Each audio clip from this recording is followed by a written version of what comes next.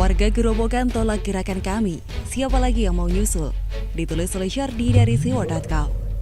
Seperti kita ketahui, gerakan kami terus meluas. Dibuktikan deklarasi di beberapa daerah untuk meluaskan pengaruhnya. Nampaknya ini udah fix gerakan politik yang dibalut dengan slogan gerakan moral yang tidak lagi dipercaya rakyat. Gerakan moral? Apakah tidak ada nama yang lebih baik lagi? Gerakan dansa mungkin? Atau gerakan joget politik?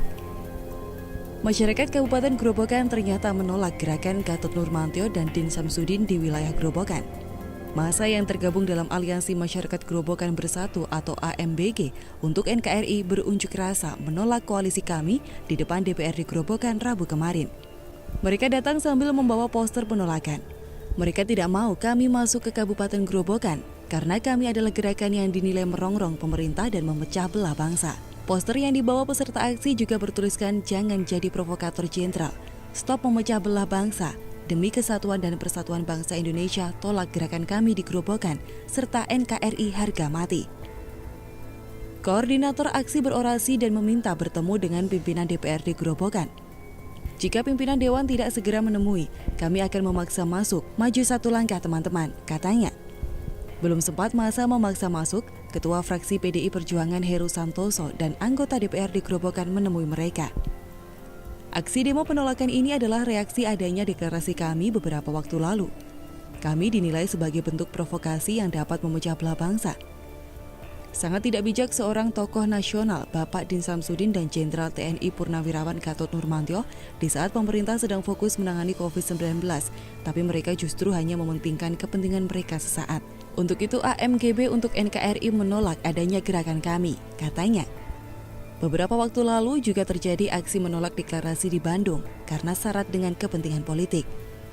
Intinya, gerakan kami ini hanyalah gerakan yang terdiri dari kumpulan orang sakit hati yang kepentingan politiknya pernah terganggu, tidak tercapai atau terhambat karena berbagai faktor. Kalau gerakan ini dilakukan tahun 2023, masih bisa dimaklumi mengingat tahun 2024 adalah tahun politik besar. Mereka mau dirikan partai politik baru pun tidak masalah. Nama yang bagus, misalnya Partai Gerakan Sakit Hati Indonesia, nama yang lumayan bagus sih.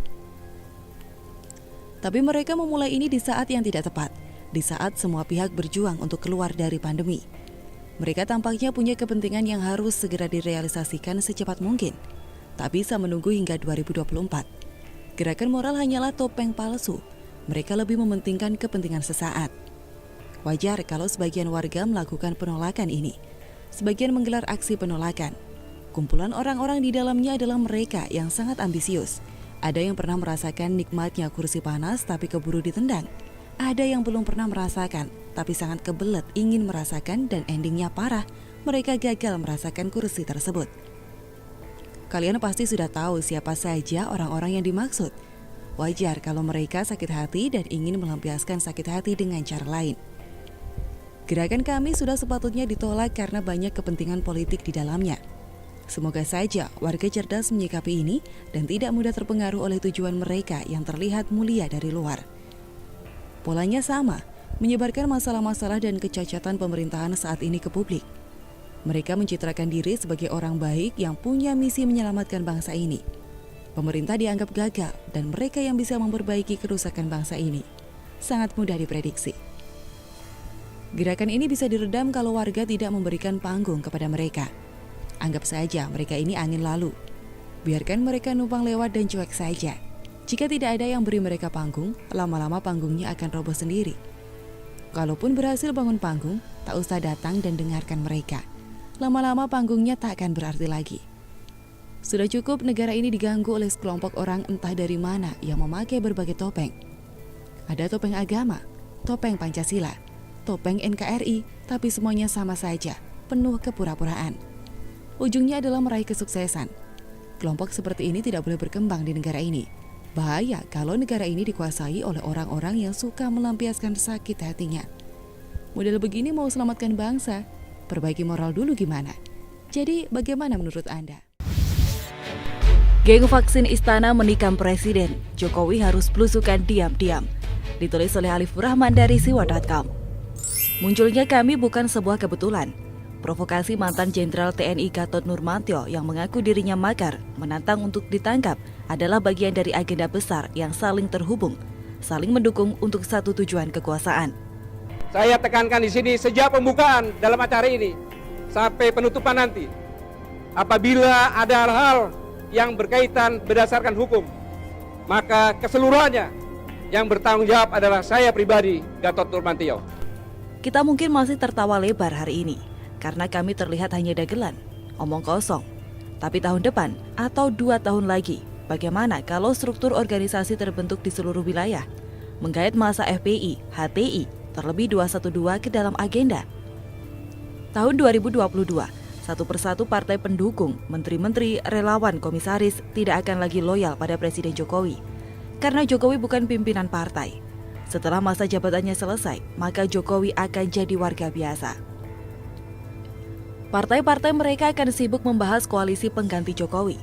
Dan karena tujuan berkompetisi adalah menang, bukan tidak mungkin sosok semacam Anies justru akan didukung oleh partai-partai koalisi pemerintah, menteri-menteri dan relawan Jokowi hari ini. Karena sekali lagi, tujuan berkompetisi adalah menang dan menikmati kekuasaan bersama-sama. Di sisi lain, sebodoh-bodohnya Gatot, dia tetap tercatat sebagai ex-panglima tanpa celah, tanpa kasus sampai akhirnya jabatan. Gatot bisa menjadi pemersatu. Tak ada yang bisa membantah bila Gatot mengklaim dirinya pro NKRI dan untuk Indonesia yang lebih baik. Dan kami jelas muncul dengan pertimbangan matang, tidak hanya melihat celah di 2022, tapi juga nasib Indonesia dalam menangani COVID. Buruknya kementerian dan lembaga dalam berkoordinasi menangani COVID pasti juga jadi alasan pendukung pembentukan kami. Di kalangan menengah atas, kalangan orang-orang yang masih bisa makan enak seperti biasanya, mungkin akan setuju dan mendukung protokol kesehatan ketat atau PSBB. Sekalipun ini sudah bulan September. Himbauan memakai masker, jaga jarak dan cuci tangan yang sering disampaikan di berbagai kesempatan mungkin masih relevan bagi kalangan menengah atas, kalangan orang-orang yang punya kuota yang selalu khawatir dengan penyebaran virus. Tapi di kalangan menengah bawah, masyarakat sudah mulai frustasi. Omong kosong dengan protokol kesehatan, omong kosong dengan subsidi yang cuma Rp600.000. Setelah 6 bulan, para petani, nelayan dan masyarakat pedesaan hampir tak ada yang memakai masker. Sekolah-sekolah juga sudah buka seperti biasa. Pasar-pasar ramai. Di kalangan menengah bawah, ini sudah tidak relevan lagi protokol kesehatan. Karena apa? Karena sejak Maret lalu mereka beraktivitas seperti biasa dan tak ada penyebaran virus. Silakan kalian keliling ke daerah atau pedesaan. Perhatikan aktivitas warga. Tanyakan mereka tentang corona. Pasti mereka akan tersenyum dan menjawabnya tidak ada. Teori eksponensial, penyebaran yang cepat dan katanya mematikan, sudah terbantahkan dengan kenyataan. Di depan mata masyarakat, semua cerita menakutkan itu tidak pernah terjadi. Padahal ini sudah 6 bulan. Kabar buruknya, masyarakat menengah bawah adalah mayoritas, 210 juta jiwa. Sementara kalangan menengah atas hanya 50 juta jiwa. Bagi kelompok 50 juta orang ini, mereka tidak peduli dengan 210 juta orang lainnya, karena perut mereka bisa diisi. Mereka akan sangat mendukung pernyataan kesehatan adalah yang utama. Kita harus sehat dulu, baru ekonomi bisa bergerak. Tapi bagi kalangan 210 juta orang lainnya, yang sebenarnya adalah mayoritas pemilih Presiden Jokowi, mereka adalah orang-orang yang memilih tetap bekerja meski sedang sakit, batuk, pilek, demam, bahkan baru selesai operasi pun, saat masih merasa nyeri, mereka akan tetap berangkat untuk bekerja. Apalagi cuma virus corona, yang mayoritasnya tanpa gejala. Lawang dalam kondisi nyeri saja mereka kerja, apalagi tidak bergejala. Maka jangan kaget kalau sebagian masyarakat tidak percaya dengan corona. Bahkan menuduh ini adalah agenda PKI merusak tatanan sosial dan agama. Tidak boleh sekolah, tidak boleh ke masjid, tidak boleh pengajian dan seterusnya. Isu-isu bergerak liar sekali di kalangan menengah bawah dan ini bukan katanya. Saya mendengar langsung dari banyak diskusi dan pandangan masyarakat. Karena saya hidup di tengah-tengah mereka, di kalangan menengah bawah 210 juta jiwa. Lalu apa hubungannya dengan kami?